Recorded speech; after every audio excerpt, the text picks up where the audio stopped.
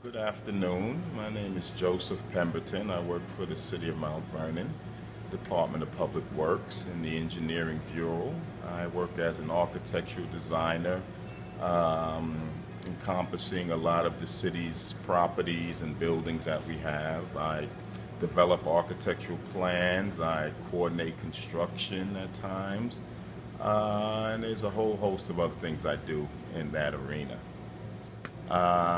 Currently, we're working on Memorial Field project along with some other ones, but I think this is probably one of the most interesting ones because it is a facility that the community sorely misses and is anxious to be able to reuse. Okay. Okay. This is a rough model of the Memorial Field project. You can see here, this would be Sanford Boulevard, this would be Garden Avenue. Let me see if I can make it a little more easy to see it. And currently we're working on the phase which would include the new tennis courts and the tennis house. The track area in the field will be done later. What we're doing, and you can see in this picture, is we have created a grade beam and retaining wall structural system, which will then allow us to, let me put the house in there, which will then allow us to put a dome over the tennis courts. Let me put the dome in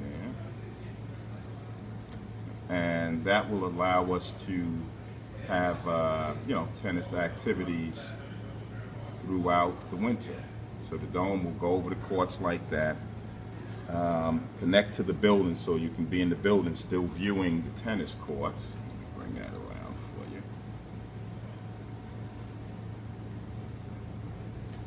So even though, oops, a little bit too much there. Even though you'll be in the structure, there'll be 2 floors of viewing that will allow you to still view even while the dome is up. One of the problems they had before, if you look up here, because I actually worked on the original renovation of the tennis courts back in 2001, and one of the problems is when they put the dome up, you could no longer see inside of the tennis bubble. So what we did to alleviate that situation, aside from making the building a lot larger, was we created a system where a portion of the building is actually enclosed in the dome. So that's how we solved that problem. And I think that's going to promise to be a much more exciting experience. You can see the back of the building there. The building is actually being redesigned, but the concept is still the same. This is the side by the little playground, which we're probably going to utilize also. The dome will cover the tennis courts on all 4 sides. To answer the question about the 6-lane and the 8-lane track, originally in Memorial Field it was a 6-lane. It wasn't even 6 lanes actually. But it was a small track where normal tracks you would go around one time would equal 1/4 of a mile. The Memorial Field track originally was you had to go around 1.5 times for 1/4 of a mile. So what we did do is we enhanced the footprint to make it closer to a 400-meter track. In a true track environment, the first lane is 400 meters and then they get larger as it goes out. Using the allotted space we had from where the old track was and taking some space closer to Sanford Boulevard, we were able to make a 400-meter track from about the 3rd lane out. Now, what Clinton had planned to do was turn the track this way, and that's why they had started cutting all into this rock here, and they were going to eliminate part of the tennis courts, and they weren't going to develop any of this area over here. They would have fit a true 8-lane, 400-meter track in there, but that's all you would have had. If you can see this area here, they actually were going to reduce the amount of tennis courts and reduce the handball area and the other areas that we're having a skateboard park and an accessory field. And that's how they had planned to fit it in. Also, they were knocking down the entire grandstand and trying to come back with a something that wasn't as nice as the historic stuff. So that's how that happened. Right now, they're still discussing that, and they're thinking about expanding this footprint here over a little more so that they can still get an 8-lane track. But as you see, that's going to change the configuration to something more of a square. But that's something Recreation will determine if they want to go ahead with that. One of the advantages of the current plan is that it expanded the tennis court area to a capacity that now we can actually invite professional players. And when I say professional, I mean high caliber professional players to come down, maybe give demonstrations or do exhibitions and things of that nature. The tennis courts were always pretty profitable in a sense, as far as the city being able to get some profit from the use of them. And that was before they were upgraded.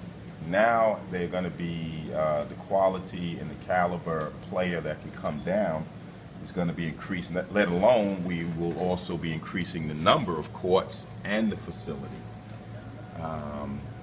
So if it was a profitable idea before, it's going to be even better now.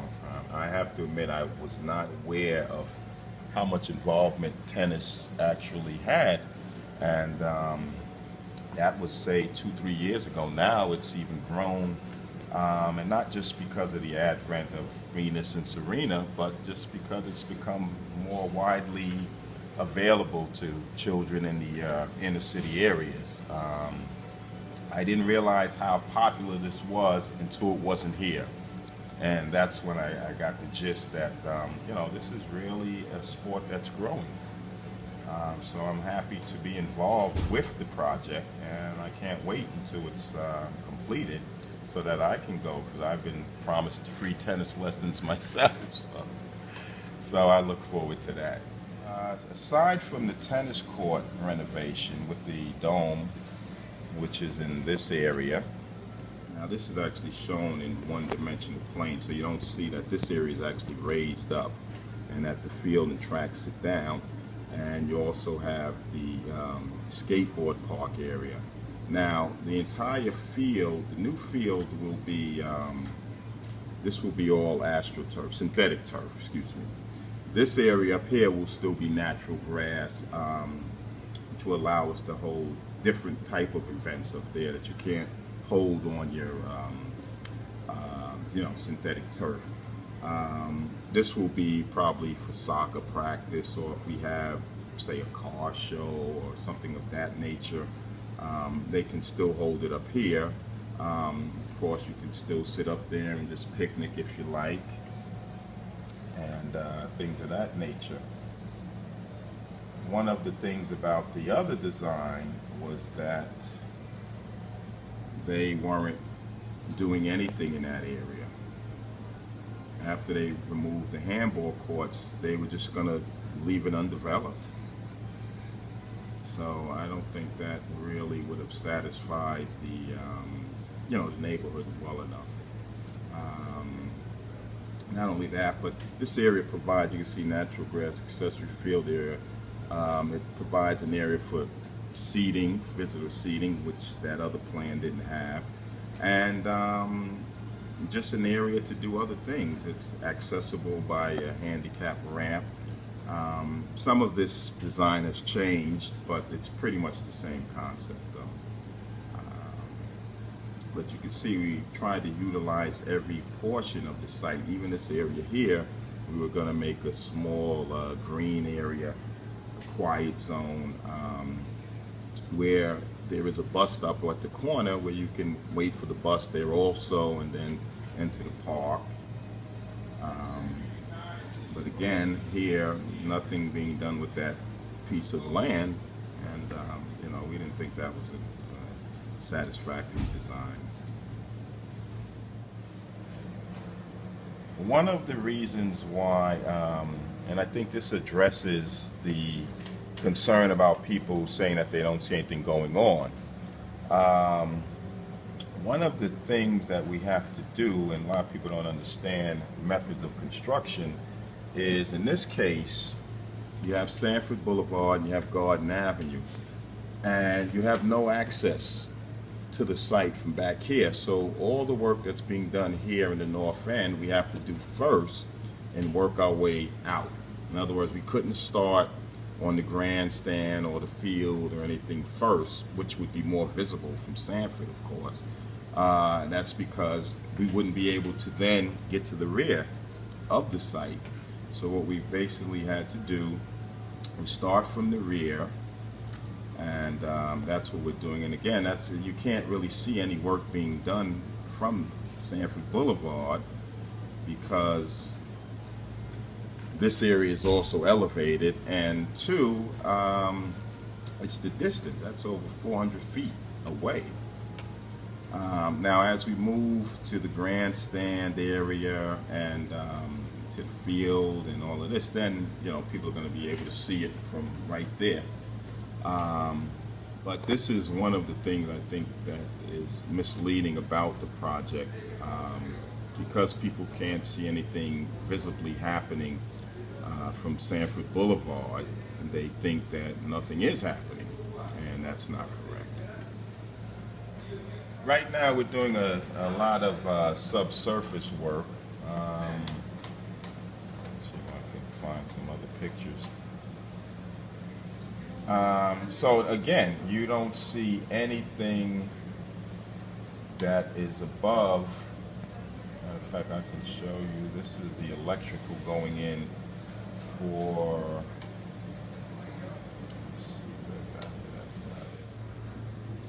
In order for the dome to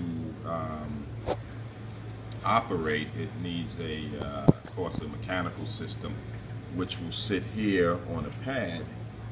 The mechanical system is actually made up of a blower, big giant blower.